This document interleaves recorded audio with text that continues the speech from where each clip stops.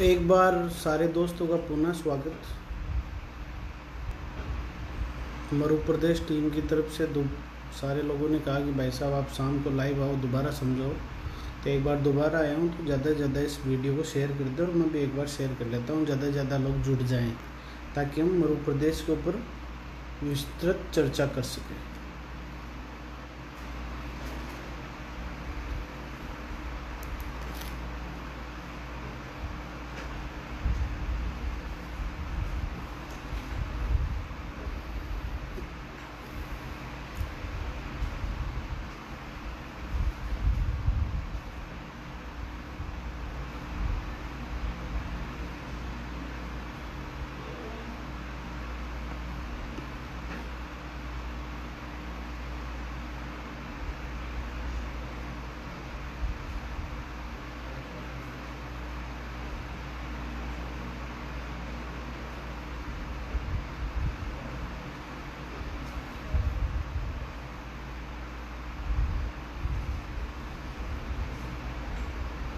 सारे भाई इसको एक बार शेयर कर दें। जय मध्य प्रदेश यादव जी। आज भाभी जी वाली जो बात सुन के बड़ा दुख हुआ भाई साहब।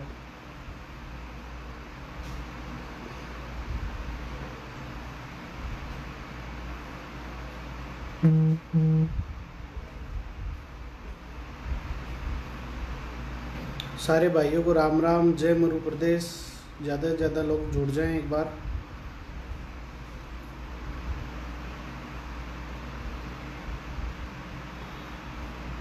ताकि बात करने का मज़ा भी आए और मुद्दे पे विस्तृत चर्चा भी कर सके हम लोग। शायद साफ आ रहा होगा।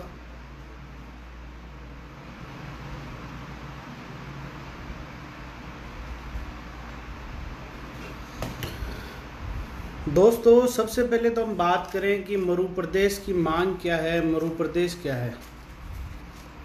तो सबसे पहले तो आपको बता दें कि राजस्थान का जो उत्तरी पश्चिमी रेगिस्तानी जो भाग है, जिसको भारत सरकार द्वारा गैजेटेड जो इलाका थार का जो मरुस्थल है, वो इलाका जिसको अरावली पर्वतमाला ने राजस्थान को दो भागों में जिसको डिवाइड कर रखा है। एक इलाका पहाड़ी और पठारी इलाका है और एक मरुस्थलीय इलाका है। उस इलाके का नाम मध्य प्रदेश है और ये नाम ना मध्य प्रदेश निर्माण मोर्चा ने रखा है, ना कोई जयवीर गोदाराज ने रखा है। इतिहास के जो पन्नों में यह शब्द लिया गया है। और इस आंदोलन के बारे में बताएं कि इस आंदोलन, ना तो हमने ये आंदोलन चालू किया 1956 में राजस्थान जब बनने के बाद में, उसके विलय होने के बाद में 1964 या 65 में स्वर्गीय श्री गुमान सिंह जी लोढ़ा जी ने यह आंदोलन शुरू किया था, जो बाद में राजस्थान हाई कोर्ट के चीफ जस्टिस भी बने, पाली के पूर्व सांसद भी रहे हैं। एक मिनट,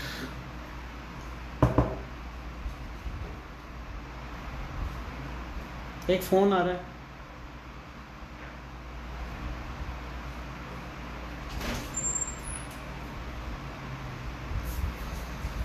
और उसके बाद में दिल्ली में भी वो पिछड़ा जो विभाग था उसके भी वो जस्टिस बने थे। इसके बाद में जयप्रकाश जी देवड़ा जी ने 1975 में, चंद्र प्रकाश जी देवड़ा जी ने भी इसको लेकर मूवमेंट किया था। और कई बार जसवंत सिंह जी जो पूर्व सांसद थे, विदेश मंत्री थे, भाजपा के वरिष्ठ नेता, उन्होंने भी इस मूवमेंट को लेकर कई बार आवाज़ उठाई है। और 2009 में पहली बार मध्य प्रदेश निर्माण मोर्चा के कार्यकर्ताओं ने, जो संगठन ने, एक ऊँटों की बड़ी यात्रा बीकानेर से जयपुर लेकर हम आए थे। राज्यपाल जी को ज्ञापन दिया था, राष्ट्रपति जी को ज्ञापन दिया था, सीएम साहब को दिया था, पीएमओ को भी हम दिल्ली जाके ज्ञापन दे के आए थे। तब इस आंदोलन की शुरुआत की थी।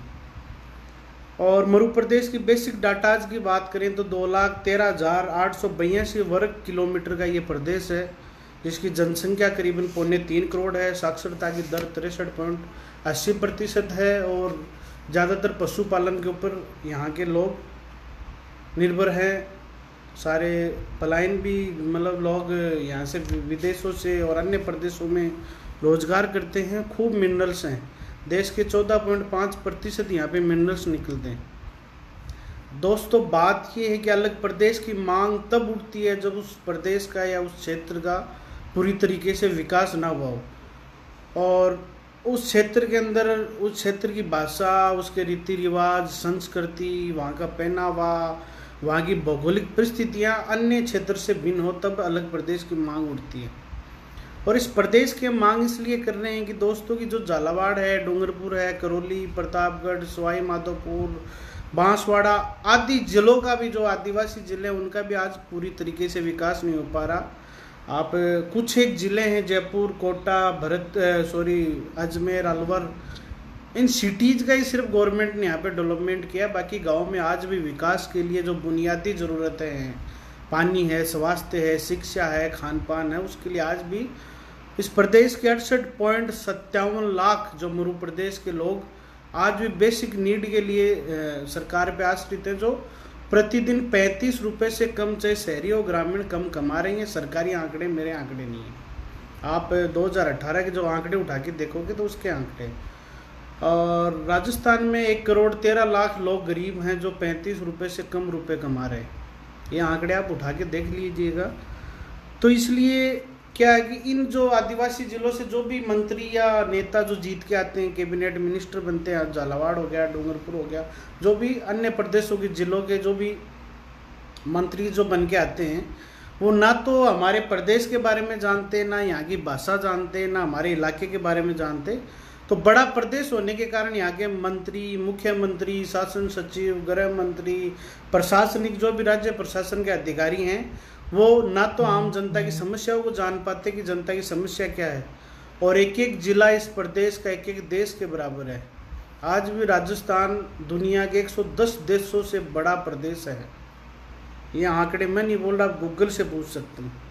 और राजस्थान में अप्रत्यक्ष रूप से भ्रष्टाचार को बढ़ावा मिल रहा है, विकास अवरुद्ध हो रखा है। बड़ा प्रदेश होने के कारण यहाँ बेरोजगारी फैली है और करीबन 12 लाख लोग राजस्थान में शिक्षित बेरोजगार हैं।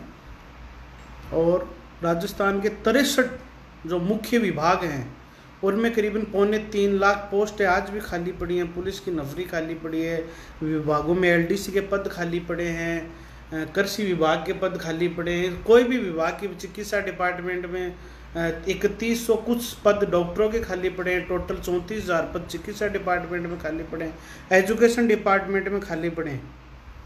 और हमारे जो मरू प्रदेश के और या अन्य जिलों की बात करें तो सारे लोग बाहर के देशों में, प्रदेशों में जाके रोजगार कर रहे हैं। राज्य में तो कोई बड़े रोजगार के अवसर भी नहीं है। इसके साथ में नए रोजगार के लिए भी ये नया प्रदेश की बिल्कुल आवश्यकता है, क्योंकि नया प्रदेश बनेगा तो रोजगार मिलेगा, नए उद्योग धंधे स्थापित होंगे। और उद्योगों की यदि आज बात करें तो उद्योग धंधे सिर्फ जयपुर है, कोटा है, अलवर है, उदयपुर है, अजमेर है, इन्हीं में लगते हैं। बाकी जिलों में तो कोई उद्योग धंधे भी नहीं लग रहे।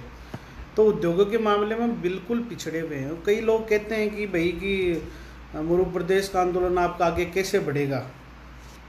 तो मरू प्रदेश के आंदोलन की हम बात करें कि कई लोग कहते हैं कि तेलंगाना का आंदोलन बहुत लंबे समय तक चला, खूब लोग मरे।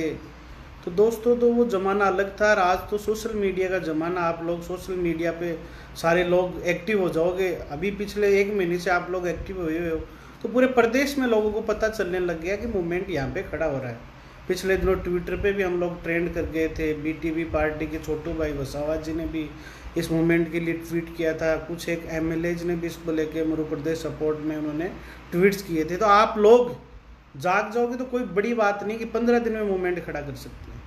और दूसरा, जो लोग ये कहते हैं कि प्रदेश बनाने के लिए बड़ा जन आंदोलन की आवश्यकता है, तो दोस्तों पूर्व प्रधानमंत्री अटल बिहारी वाजपेयी जी ने 2000 के अंदर सन 2000 में 3 नए राज्य बनाए थे। वो राज्य किस लिए बनाए थे? क्षेत्रीय उपेक्षा की वजह से, पिछड़ेपन की वजह से, प्रशासनिक पकड़ कमज़ोर उन राज्यों में कम हो गई थी। बिहार में, उत्तर प्रदेश में, मध्य प्रदेश में तो झारखंड, उत्तराखंड और छत्तीसगढ़ नए स्टेट बने थे। कोई बड़ा लंबा चौड़ा उसके लिए आंदोलन करने की जरूरत नहीं पड़ी थी। आज हमें अभी थोड़े दिन पहले मोदी जी ने लद्दाख बनाया था। लद्दाख नाम से जो नया स्टेट बनाया था उसके लिए कोई बड़ा मूवमेंट नहीं था। जरूरत ये है कि आपकी आवाज़, आपके पॉइंट्स क्या हैं, आज हम बात करें नए हमारे ज़िलों की बात करें। मध्य प्रदेश के 13 ज़िले हैं। सीकर, चूरू, झुंझुनू, हनुमानगढ़, गंगानगर, बीकानेर, जैसलमेर, बाड़मेर, नागौर, पाली, जालोर, सिरोही और जोधपुर। इन 13 ज़िलों को मिला के हम बात करें तो 13 ज़िलों में ना कोई बड़ा उद्योग धंधा है, ना कोई बड़े रोजगार है, ना कोई यहाँ पे सरकार का कोई योगदान है।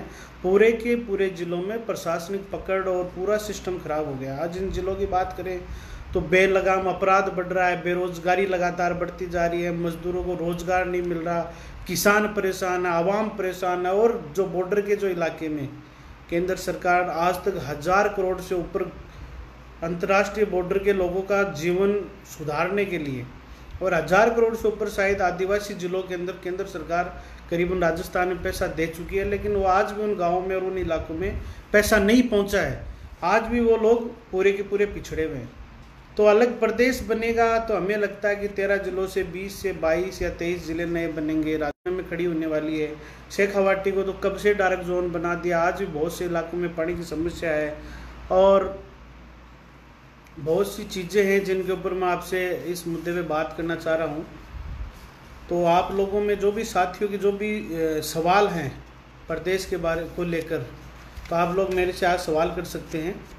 और कुछ महत्वपूर्ण पॉइंट्स मैंने इसमें आपके लिए लिखे भी थे। आज बात करें जयपुर की, आप बात कर लो। आज जयपुर के अंदर हजारों करोड़ रुपए लगा के अम्बानी सा नाला, जो गटर का नाला था, उसको सौंदर्यीकरण के नाम पे सरकारों ने पैसा लगा दिया कि यहाँ पे पार्क बनेंगे, जयपुर के लोग यहाँ पे खुली हवा में सांस लेंगे, गंदे पानी को हम मिनरल वाटर कर देंगे, ये कर देंगे। आज जयपुर में मेट्रो की ज़रूरत नहीं थी, जयपुर में मेट्रो चलाई जा रही है हजार करोड़ रुपए लगा के। जयपुर में BRTS कॉरिडोर बनाए जा रहे हैं, जयपुर में हैंगिंग गार्डन लगाए जा रहे हैं, जयपुर के खंभों के ऊपर लटकने वाले जो आप एयरपोर्ट रोड पे जाओगे साफ़ सफाई, मूर्तियाँ लगा दी। मतलब कि सरकारें सिर्फ जो भी सरकार आ रही है वो मूर्तियां लगाने में, अपना नाम का बोर्ड लगाने में और शहरों को चमकाने में सरकारें प्रयास कर रही हैं, बाकी गाँव में किसी प्रकार का प्रयास नहीं कर रही। आज राजस्थान की बात करें तो राजस्थान का जो शेखावाटी का इलाका है या मध्य प्रदेश का इलाके की बात करें तो पूरे देश में जब भी 10 शहीद होते हैं, उन 10 शहीदों में एक शहीद हमारे इलाके का होता है और शेखावाटी का जरूर होता है। लेकिन कब की चित्तौड़गढ़ के अंदर डिफेंस स्कूल खोल दी गई, लेकिन आज भी हमारे इलाकों में डिफेंस स्कूल अभी काम चल रहा है, वो भी झुंझुनू में चल रहा है, जबकि यहाँ पे हर जिले में डिफेंस स्कूल की ज़रूरत है। CSD कैंटीन्स में हम जाते हैं तो कैंटीन्स के अंदर ना ढंग के कोई साबुन मिलते, ना कोई ढंग का सामान मिलता, ना कुछ और है। आज भी सैनिकों को बच्चों के लिए ना सैनिक कॉलेजों की व्यवस्था, हॉस्पिटल्स की व्यवस्था, कोई भी व्यवस्था है सरकार नहीं करी। आज मध्य प्रदेश के इलाकों में बात करें टूरिज्म की, तो टूरिज्म के अंदर लाखों टूरिस्ट आते हैं, लेकिन उन टूरिस्ट के लिए किसी प्रकार की कोई व्यवस्था नहीं की गई। RTDC के जितने भी हर जिला हेडक्वार्टर पे जो भी बने हुए थे, उन सारों में देसी और अंग्रेजी शराब मदिरा के जो कार्यालय खोल दिए कि सरकारी रेट पे यहाँ पे शराब मिलेगी। ना कोई यहाँ का नेता बोलता। तेल की बात करें तो देश का 27% तेल बाड़मेर में रॉयल्टी से निकलता है। केंद्र सरकार को अब तक 68,000 करोड़ रुपए राजस्थान का बाड़मेर जिला दे चुका और राज्य सरकार को 38,000 करोड़, मतलब आप इस 38,000 करोड़ के आंकड़े को पेज पे शायद लिखना मुश्किल होगा, लेकिन आप बाड़मेर के, जोधपुर के या मारवाड़ के किसी भी ज़िले में आप जाके देखोगे तो आज भी इंटरनेशनल बॉर्डर के लोग आज भी रेतीले मतलब रास्तों से गुजर रहे हैं। आज भी परिवहन की व्यवस्था नहीं है, पीने की पानी की व्यवस्था नहीं है, शिक्षा की व्यवस्था नहीं है, किसानों के लिए अच्छी कृषि की व्यवस्था नहीं है, नहरी पानी की तो बात ही छोड़िए। तो इन सारे मुद्दों को लेके हम लोग मध्य प्रदेश की मांग कर रहे हैं और बहुत से साथियों के सवाल भी हैं कि भाई कि मध्य प्रदेश अलग राज्य के मुख्य पॉइंट्स क्या हैं। तो अलग राज्य के मुख्य पॉइंट्स आपको बताता हूँ मैं एक बार कि अलग राज्य बनाने के नए राज्य सर्जन के लिए 2001 में क्या क्या पॉइंट्स, मूलभूत सिद्धांत क्या लिया गया था। तो सबसे पहले तो भूगोल और स्थलाकृति ली गई थी। तो आज राजस्थान की भूगोल और स्थलाकृति की बात करें तो अरावली पर्वतमाला उत्तरी पश्चिमी राजस्थान को बीच से काटता है और अरावली पर्वतमाला का इधर का मरुस्थलीय क्षेत्र, उधर का पहाड़ी क्षेत्र, दोनों की जलवायु भूगोल सब अलग है। आर्थिक विचार और वित्तीय चीज़ों की बात करें तो अर्थ के अंदर सबसे ज़्यादा इस राजस्थान की GDP जयपुर के बाद में सबसे ज़्यादा यदि कोई रॉयल्टी देता है बाड़मेर जिला देता है। 14.65% खनिज पदार्थ हमारे इस मध्य प्रदेश के जिलों से निकल रहे हैं। जिनके अंदर आपको महत्वपूर्ण पदार्थों के बारे में, कौन कौन से खनिज निकले उनके बारे में आपको जानकारी दूं, तो हमारे यहाँ पे लाइम स्टोन, इमरती पत्थर, संगमरमर, जिप्सम, टंगस्टन, तांबा, कोयला, पेट्रोलियम के प्रचुर निकल भी रहे और प्रचुर यहाँ पे हमारे पास में संसाधन भी हैं। इसके साथ में हमारे यहाँ पे 10,000 पवन पंखे लगे हुए हैं। इसके साथ में सोलर का बहुत बड़ा हब और सोलर से बिजली पैदा हो रही है। यहाँ पे कोयले का उत्पादन भी हो रहा है। देश का दूसरे नंबर का सबसे अच्छा कोयला हमारे यहाँ पे निकल रहा है। इसके साथ में बहुत से स्टोन्स वगैरह, बहुत सी अच्छे चांदी के भंडार मिल चुके, अभी तो यूरेनियम के भंडार भी हमारे यहाँ पे मिल चुके, तो बहुत सी चीज़ें हमारे यहाँ पे हैं। इसके साथ में तीसरी बात करें क्षेत्रीय संतुलन, तो क्षेत्रीय संतुलन हमारे इलाकों में हो रखा है। भाषा और उप सांस्कृतिक पहचान 4 नंबर पॉइंट। भाषा हमारे यहाँ बागड़िया मारवाड़ी बोली जाती है, इधर ढूंढाड़ी बोली जाती है, अलग टाइप की भाषा है। प्रशासनिक विचार देखें तो प्रशासन भी कमज़ोर हो गया है। ऐतिहासिक घटक देखे जाएँ तो जोधपुर और बीकानेर और जोधपुर रियासत पहले की है और छोटा राज्य होने की इसमें जो लाभ भी दे रखे हैं। तो बेहतर प्रशासन बनेगा, किसान का भला होगा, युवाओं को रोजगार मिलेगा, ये सारी चीज़ें अलग स्टेट बनने पे सारी चीज़ें होंगी।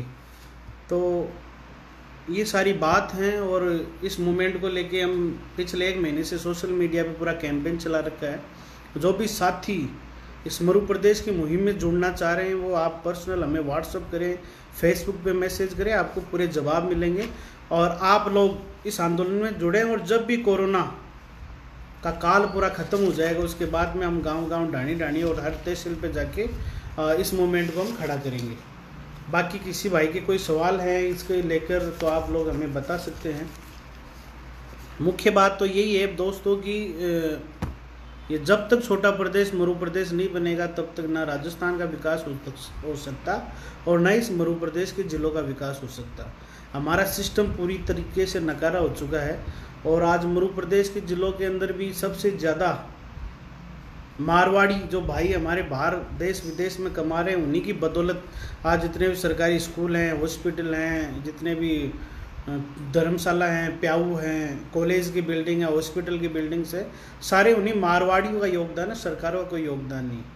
सरकारों को तो आप पिछले कुछ समय से देख ही रहे हैं किस प्रकार से 2 साल हो गया राजस्थान में व्यवस्था परिवर्तन होने के बाद में। आज टोल टैक्स के नाम पे जो वसुंधरा राज्य की सरकार को हमने यहाँ से भगाया था, वसुंधरा सरकार को आम जनता ने कि टोल के जो मुद्दे थे, किसान के मुद्दे थे, कर्ज माफी के मुद्दे थे, महंगी बिजली के मुद्दे थे, किसी भी मुद्दे के ऊपर सरकार ने, कांग्रेस सरकार ने कहा था कि हम इतने दिनों में रोजगार देंगे, बेरोजगारी दूर कर देंगे, कोई भी मुद्दों पे कुछ नहीं किया। आज बड़ा दुर्भाग्य है कि हरियाणा से 11 रुपये महंगा डीजल राजस्थान में मिल रहा है और गुजरात से 8 रुपये महंगा मिल रहा है। पूरे देश का सबसे महंगा डीजल राजस्थान में मिल रहा है, सबसे महंगी बिजली हम लोग कर रहे हैं, जबकि देश का 27% तेल हमारे राजस्थान में निकल रहा है। आज राजस्थान की बेरोजगारी की दर देखो आप, चिकित्सा व्यवस्था का आलम देखो, शिक्षा की बुरी स्थिति देखो, बदहाल स्थिति है हमारे, और मारवाड़ की और हमारे मरु प्रदेश के जिलों की तो बहुत ही दयनीय स्थिति है। और वहाँ पे इतना विपदाओं में जो हमारा जीवन यापन कर रहे हैं, शायद ही इस भारत के और किसी स्टेट के लोगों को वहाँ पे यदि गर्मियों के मौसम में शायद इन मंत्रियों को छोड़ दें तो इनके 15 दिन में तो लू लग जाएगी, दस्त लग जाएंगे, ये लोग जी नहीं सकते। तो ऐसा कठिन विपदाओं के अंदर भी हम अपना जीवन यापन कर रहे हैं, संतोष से हम लोग बैठे हैं। लेकिन अब दोस्तों वक्त आ गया अलग प्रदेश बनाने की, बिना प्रदेश बने हमारा विकास नहीं हो सकता। तो सारे दोस्तों से ये निवेदन है कि मरु प्रदेश के इस मूवमेंट से जुड़े।